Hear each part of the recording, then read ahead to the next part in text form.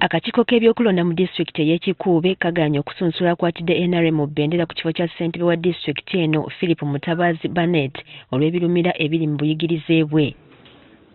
Mbabazi ng'era mutabani wa General Matayo Kyaligonza ebiwandiiko bye eby'obuyigirize biriko amannya ag'enjawulo ng'ekimu kuliko Philip Mbabazi Barnett, ekirala kuliko Philip Kyaligonza n'okebera ku kisembayo nga kuliko Philip Mbabazi.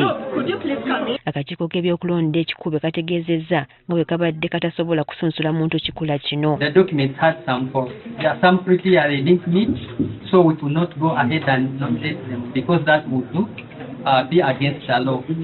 For us, as we do our activities, we have to follow our guidelines and the laws.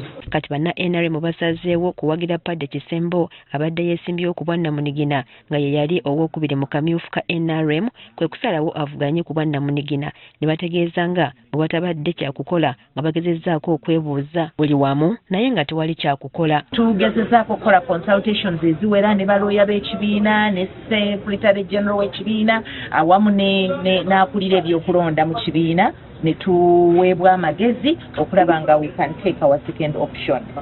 Era kyekyo ekikoleddwa kubanga essaawa zibadde ziggwayo. Second option ye Padde Kisembo. Eyali namba 2 mu kalulu ka primary. Ye Philip Mbabazi Barnett yeewuunya lwaki akakiiko k'ebyokulonda aka NRM kamukkiriza okuvuganya mu kamyufu k'ekibiina kyokka ng'empapula ze baaziraba. Kati ebiwandiiko byenkozesezza wano bibadde bya UNLV ebya associate. Nekyenyamizza nti kati babadde baagala twakola deed poll kubanga nakyusangamu amanya. Bwe nali wano nakusanga Philip Mbabazi Kyaligonza. Bwe nagenda ebweru erya Kyaligonza ne ndijjako n'enkozesa Philip Mbabazi.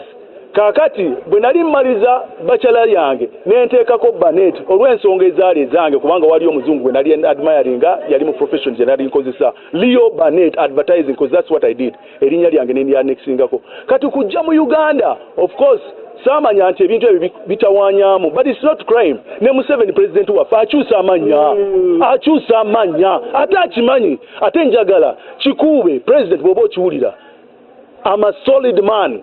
Let not a name of a son of Bunyoro, mutabani wa Matayo Kyaligonza, to be brought down.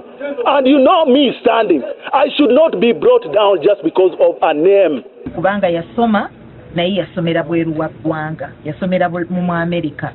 Kati nga beetaaga ekiwandiiko National Council for Higher Education nga yeetaaga ebimu ku biwandiiko ebyo ebibadde mu kkubo nga bijja naye eky'omukisa omubi ng'obudde Electoral Commission bwe yawa obuyina okukolebwamu nomination nga tebumala. Okusunsula bagenda okuvuganya ku kifo ky'okuddamu okulonda ssente wa disitulikiti eno kwakomekkerezeddwa olunaku olw'eggulo nga kwabadde kwa nnaku 2. Kuno kwagenza okukomekkereza ng'abantu 2 be basunsuddwa okuli Finehasi Manyire owa NOP ne Padde Kisembo eyazze ku Bwannamunigina. We have oil and gas here, but our people are not getting employment opportunities.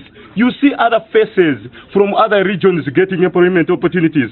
Look at agriculture. Our farmers are not empowered anywhere anymore. So we are going to create cooperative units for our people to benefit. Kinajjukirwa nti omwezi oguwedde nga nnya eyali alondeddwa nga ssente wa disitulikiti eno Peter Banura Alali yafa nga y'ensonga lwaki disitulikiti ey'Ekikuube erina okulonda ssentebe omulala.